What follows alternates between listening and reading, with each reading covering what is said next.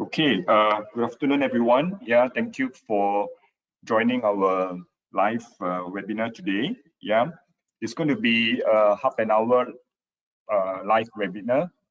Panelists of 3 persons.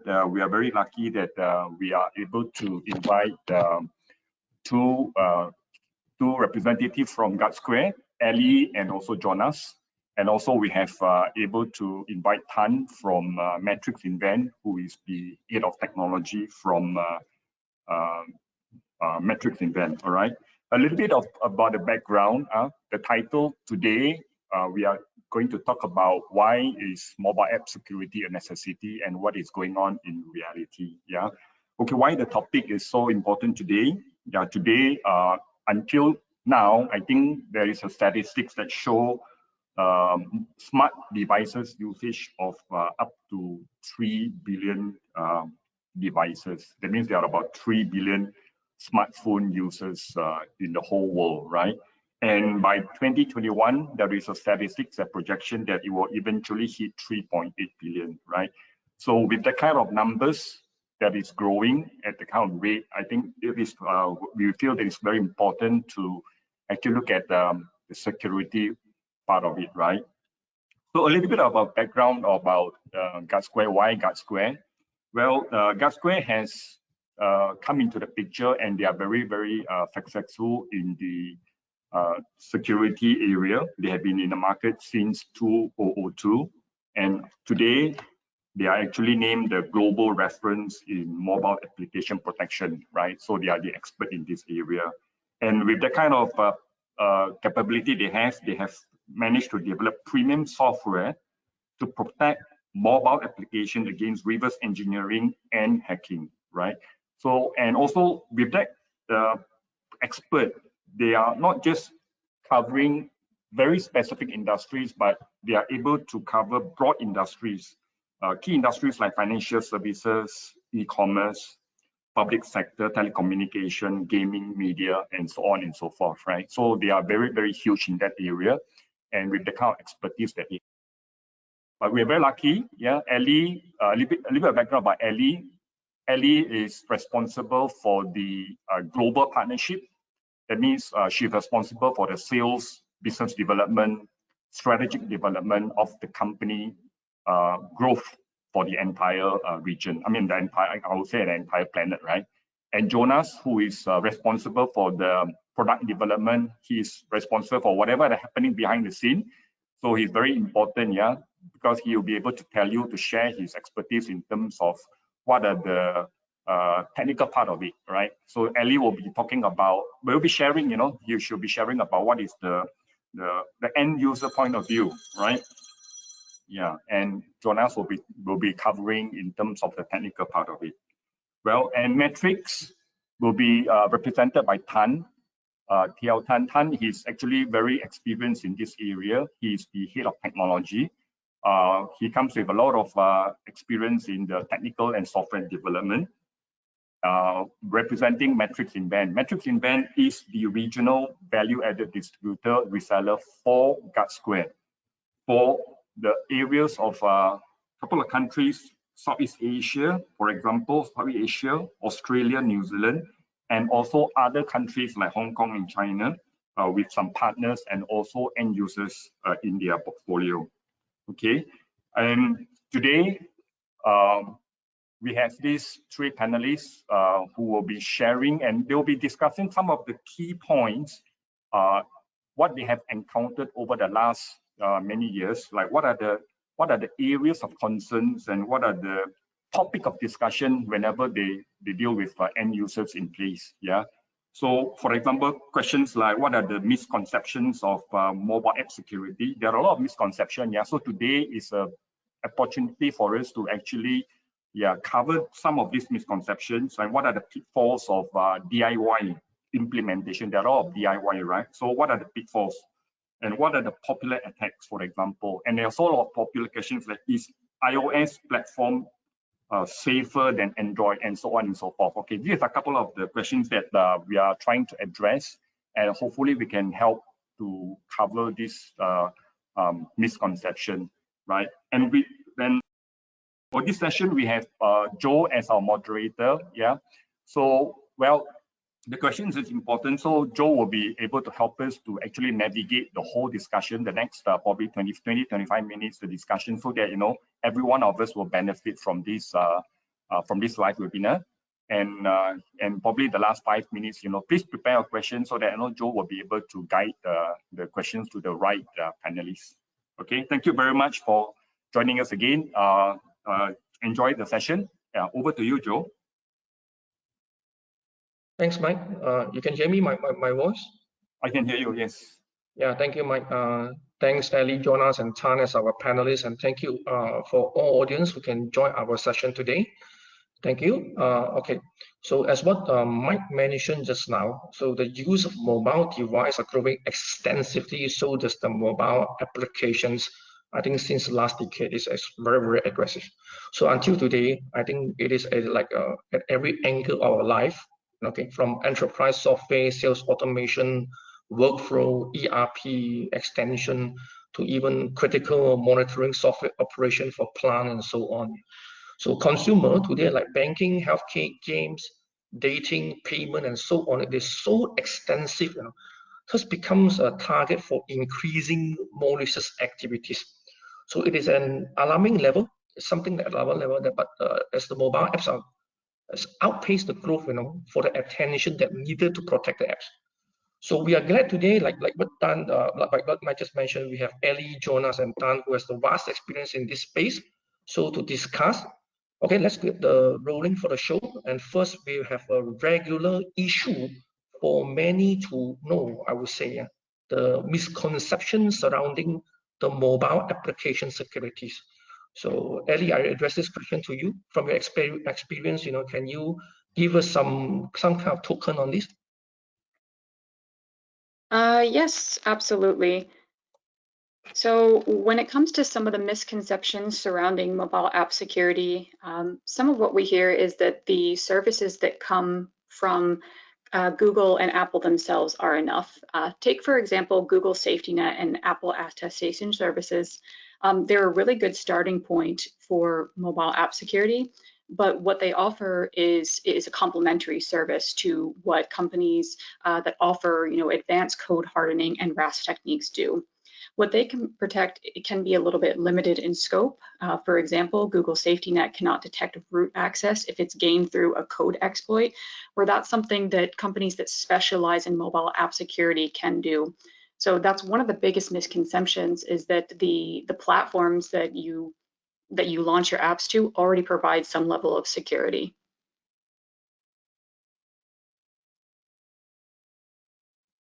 All right. Okay. So I mean, the user, as a user, we will not be able to understand it is already protected or not, right, Allie? Correct. That would be something that is a reasonable assumption, is that as the user, you're relying on the company that you are using the service of. So you're downloading their app and you're trusting that the company itself is providing as much security as possible. But in reality, there's so many misconceptions surrounding mobile app security in the first place that most of these companies don't even know what's even possible out there. I think, Jonas, you've explored this a lot when it comes to the server side. Is that correct? Yes, indeed. So when it comes to protecting the server side, we see that companies do a very good job. It follows along nicely the increase of the server side protection together with the amount of transactions that occurred via web, for example. On the other hand, we see that while at the moment the mobile platform is becoming very popular and transactions are rising on mobile platforms, we see that the level of security of applications does not increase in a similar way or in an equivalent way. Okay. So thanks a lot for your tokens on this. Yeah. So I mean, being understood that, you know, most of the developer, when they started, you know, to write a mobile applications, you know, you have like a very natural people will try to protect, you know, I mean, their apps, you know, from their homegrown solution, do it by themselves, you know, free version, I mean, that they have, you know, it's very natural. So compared to like the professional version like Guardsquare, who has a vast experience in this space, So, I mean, can we know if there's any pitfall? Is there any pitfall of doing it yourself DIY in implementing this? Perhaps I address this question to Tan. Yeah, sure. Thanks, Joe. Yeah, given enough resources, many cost and application security solution, it can be built in-house. But however, building security in from the beginning and testing throughout the development process is very costly and it's never been easy. As far as today's traditional enterprise security mainly focus on combating malware, phishing, and advanced persistent threats. But for mobile security, they have more than that to cover, right? They have to take into considerations of authentication schemes, encryptions, network connection, data transmission, access to the backend and local storage, as well as on the reverse engineering threats. As the nature of the skill set, we do not expect app developers to be expert in mobile security domains. And nowadays, there are many developers try to roll their own encryptions. As the encryption is complex and offers countless opportunities for failures, there are reports on mobile training apps stating that there's more than 60% of Android and iOS apps fail to validate SSL certificates, all right? And also less sensitive data in their user device. Okay. While developing the apps, there's some factors that hinders the implementations of the mobile securities. All right. As the developers often concerns, by adding these security measures, will it create additional compatibility issue on the supported device? Will we drag the performance? All right, compromise usability, or most importantly, will it delay the delivery timeline? Hence, if a developer himself will be building the mobile security in place while developing the app, he'll try to avoid and securing the apps to fulfill the delivery timelines. Yeah, okay. So that's another point of it. It's actually an ongoing challenge to maintain the domain expertise. If let's say you are building the in-house, all right, and if there's not sufficient documentation or the developer himself did not document at all on the platforms, is what happens if this person leaves or the team leaves? So that's the expertise is gone, right? So we need to actually measure the effectiveness of the approach taken, whether how fast or how early are you able to detecting the vulnerabilities and how long does it take to fix it?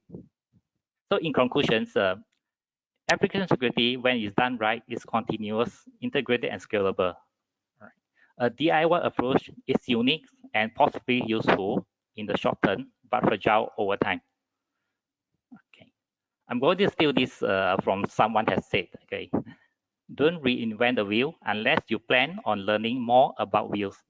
Well, that's just about cover it. Thank you. Over to you, Joe. Okay, thanks, Tan. I mean, that seems very complicated to me about all the skill sets required.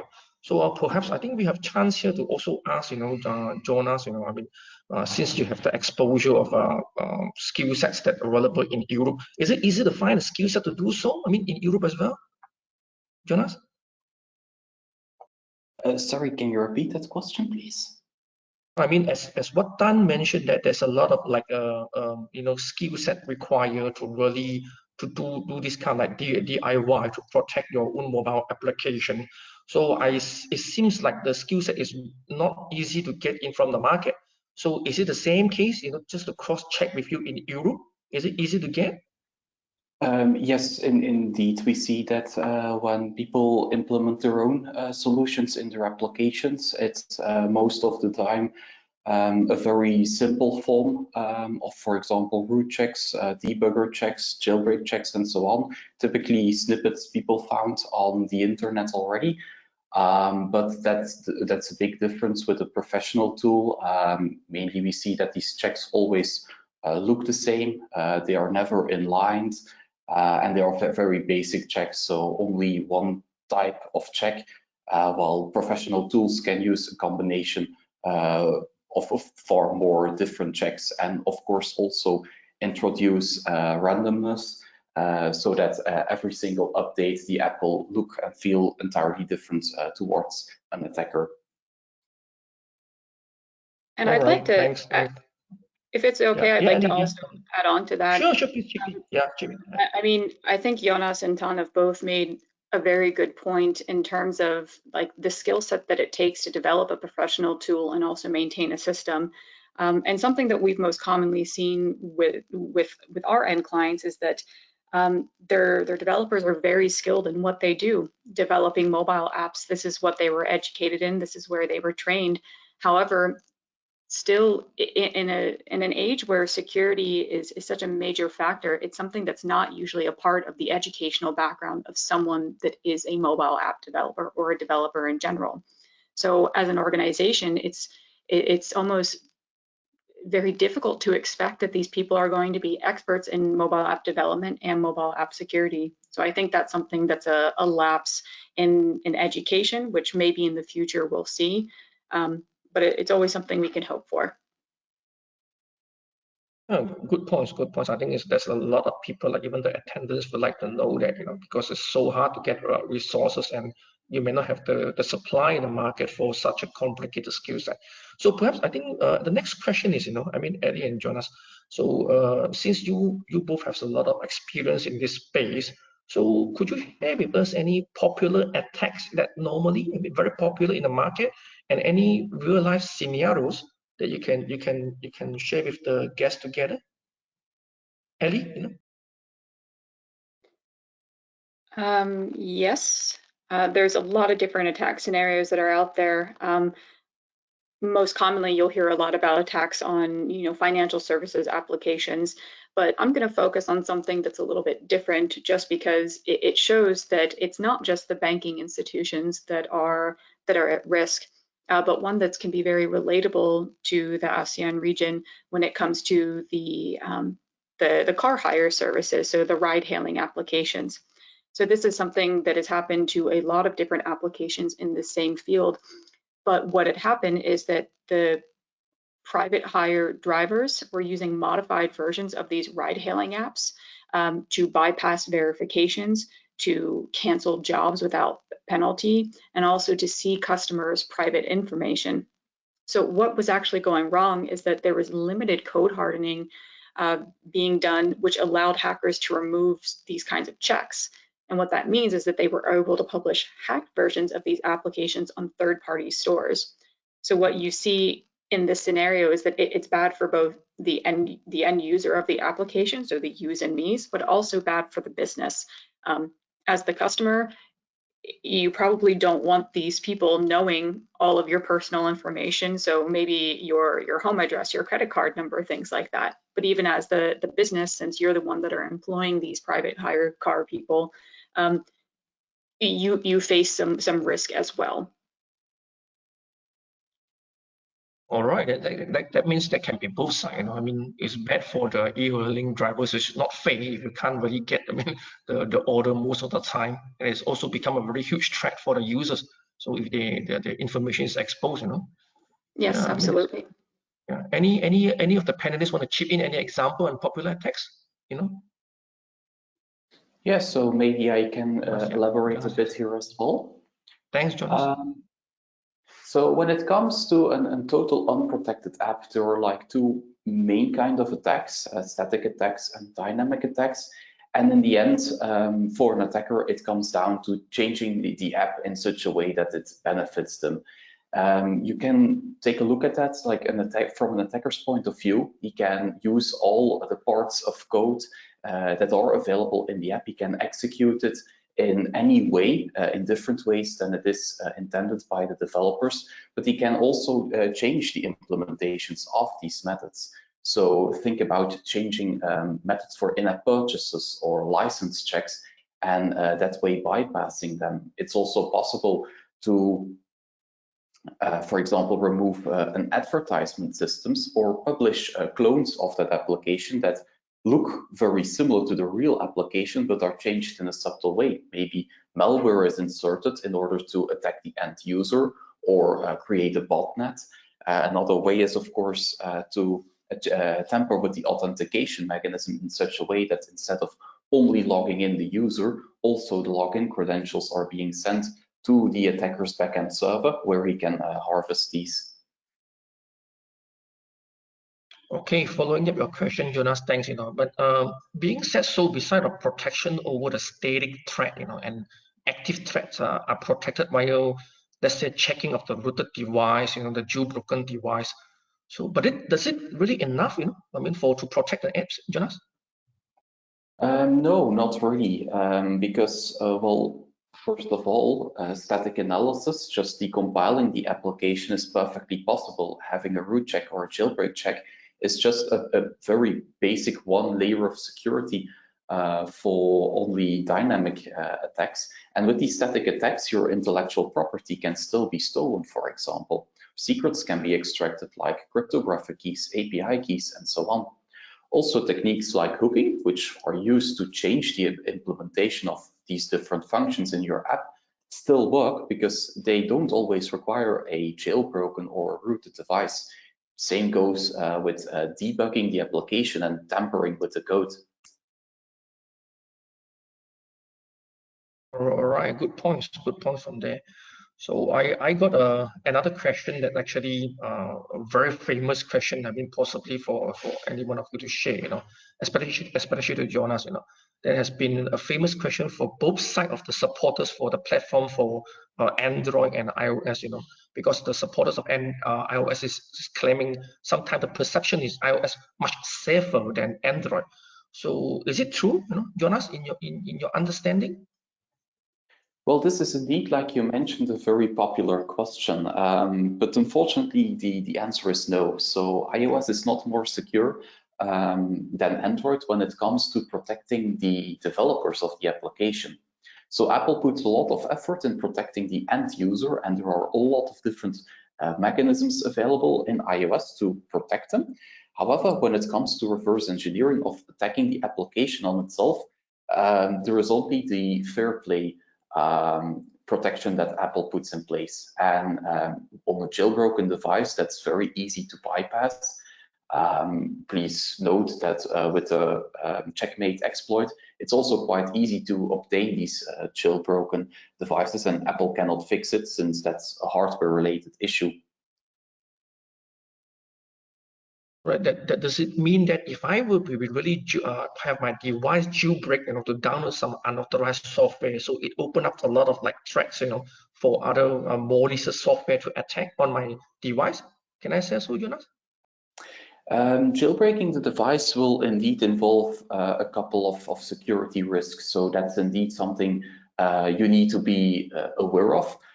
We see that users most of the time jailbreak their device to get access to these third-party stores where Allie already touched base on in order to obtain cracked versions of applications for which they normally need to pay. Or of course, they can start to experiment with applications and try to crack them themselves. And of course, to a lesser extent, you can also modify the operating system and install some tweaks there as well. Thank you, Jonas. Thank you. So, I mean, and another question that's quite famous and regular to talk about, does Apple signing the policy prevent people from tampering with the apps? So, what is your thought on this, Jonas?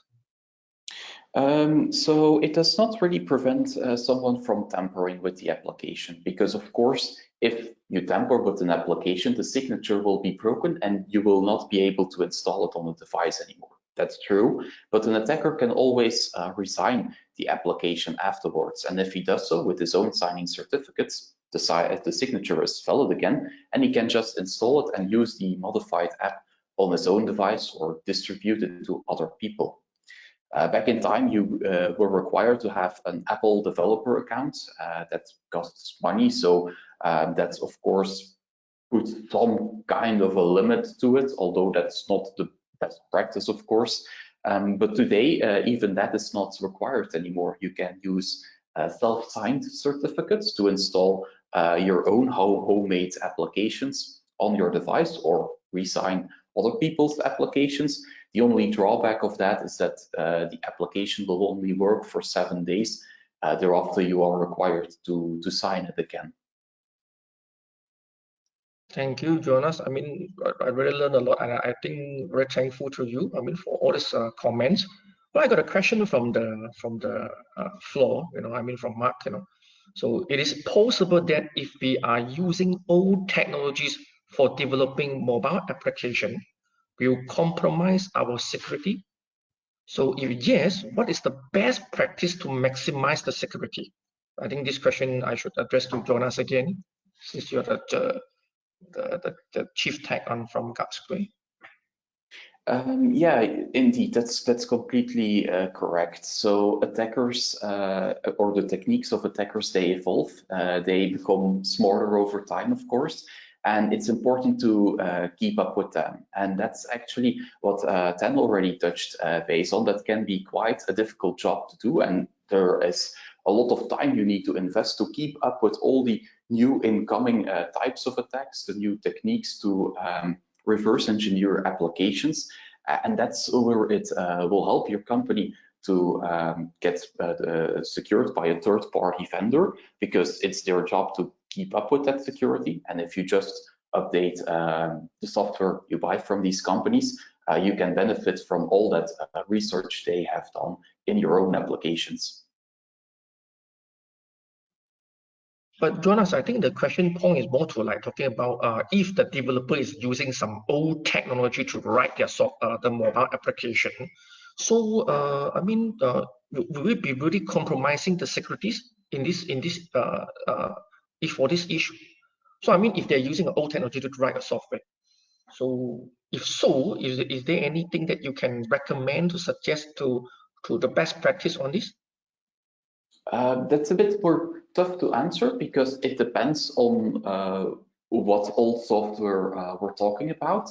It can be a good idea if it's an old library to make some secure connections to a backend to indeed watch out for any updates that come in there. There may be exploits already found in this old software. Typically that's online documented, and if so, it's indeed necessary to update those parts. Thanks, Jonas. Thanks. And I hope it answered my question on that. I have another question from the floor, is that, so what kind of threat that's related to digital payment application, that may face by the FSI players today? So any real case happened before, and how guardsquare able to help in this case?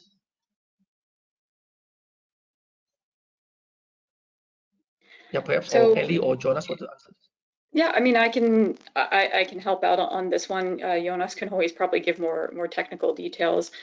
But yes, in particular, financial service industry is probably one of the main industries that we work with, although we do work with a lot of others. And there's a lot of examples that the customers have come to us about. One of the main ones that Jonas has already touched on as well is cloned versions of their applications.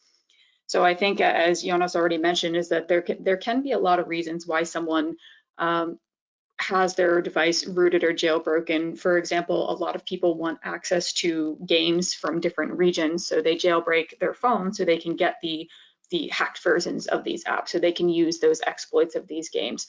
But then maybe they're also downloading cloned versions of mobile banking applications that, as Jonas already touched on, can have malicious intent. They can have malware inserted into them that will track everything you're typing in, so your login credentials. Maybe it'll be able to see some more of your sensitive information. So that's a big one. Another one that we see, I guess, on the payment services side specifically, is that mobile applications that have payment functionalities, it's possible to kind of lift those payments and reroute where they go. So you may be trying to pay your electric bill, but then a month later your electricity gets turned off because it actually went into a hacker's bank account. In terms of the technical the technical capability behind that, I wouldn't be able to answer. I think Jonas or Tan could touch on that a bit more. Yeah, Jonas and Tan, anything you want to chip in on points to Allie on this?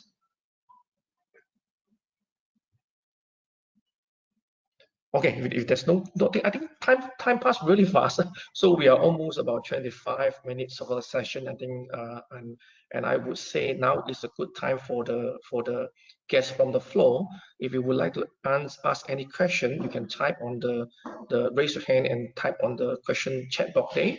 So I will read out your question loud to our panelists, and while giving you a few minutes time to type the questions, maybe I have a final key question to all three panelists. So I would ask, all the panelists, from Jonas, Allie, and Tan to give, a final takeaway for today's session.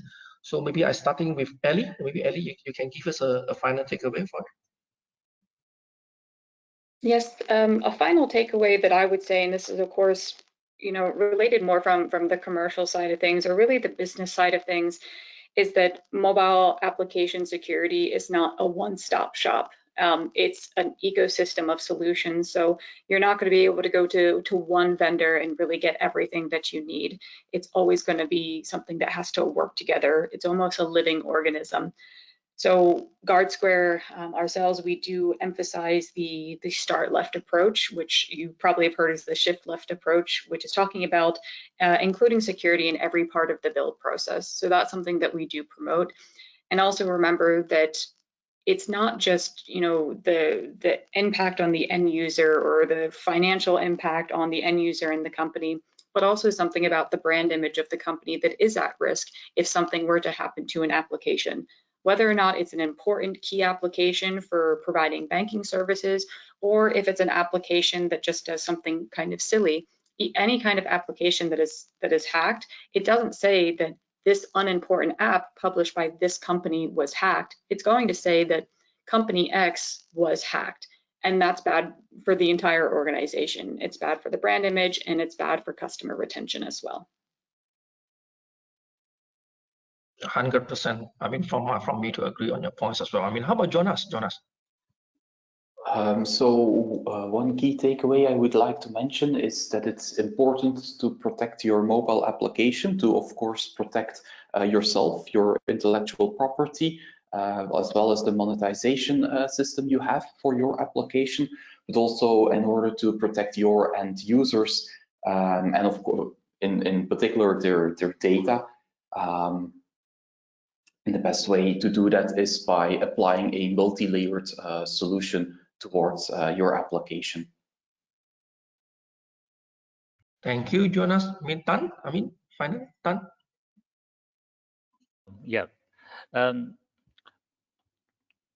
takeaway is for me is probably will be the effectiveness of the approach that taken, and you need to be measures what are the goals and continuous improvement overall to the resiliency of the applications.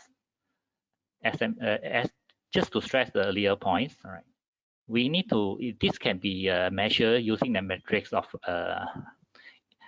internal detection rate, okay, and also the internal remediation rates. So we can actually, based on these two measures, to see which approach is more suitable for the organization in mobile protection. All right. Thank you, Tan. Thank you. I think thank you for this very useful session and thanks for all the time from you all together. So I can't see any question from the floors, but I would just like to stress, if you got any more questions, you can always reach us, and we can address, the question by the professional here. And we hope to do more discuss session, but today we learned a lot from both these three I would say professionals in this area, and thanks a lot. So I wish everyone have a good weekend ahead, and I pass over back to you, Mike. Thanks again. Yeah, panelists, thank you. Mike, over to you, Mike. Thank you, Joe. Yeah, thank you. Yeah, thank you everyone. Yeah, for coming together and for the sharing session. I think Coming back to the question again, why is mobile security important? I think we have probably managed to iron out some of the key questions. Like, for example, I wanted to reiterate again. I think the panelists were talking about the misconception of mobile app security, right? Yeah, I mean, do we still need it? I think the question is, do we still need it? The panelist has answered the question. And what are the pitfalls? The second question was about the pitfalls of DIY. I think Tan has actually mentioned quite a fair bit about the crucial part of it, and popular attacks, and why is it iOS safer than Android, so on and so forth. I think these are the few, I think I would say top 3 or 4 questions that we always encounter when we meet up with people in the industry, right? So basically, it's a very good, for me, I think it's a very good panel discussion. I hope everyone enjoy it. It actually tells us not just the technical insight of it, but it's also the business aspect of business insight. Yeah, it's about branding, it's about revenue, it's about loss of data, and so on and so forth, right? So I like to thank you again. Like what Joe mentioned, we will organize another session or so, basically probably a little bit more detail. This is a very high level, and probably we'll go into a lot more detail. If there's any requests, please send us your requests. Yeah, if there's any topic that you would like us to share, please do so that we can able to share more and get the right resources to do this panel discussion again. All right. Thank you so much for joining us again. Yeah, have a nice day, and we hope to see everyone again. Thank you. Bye.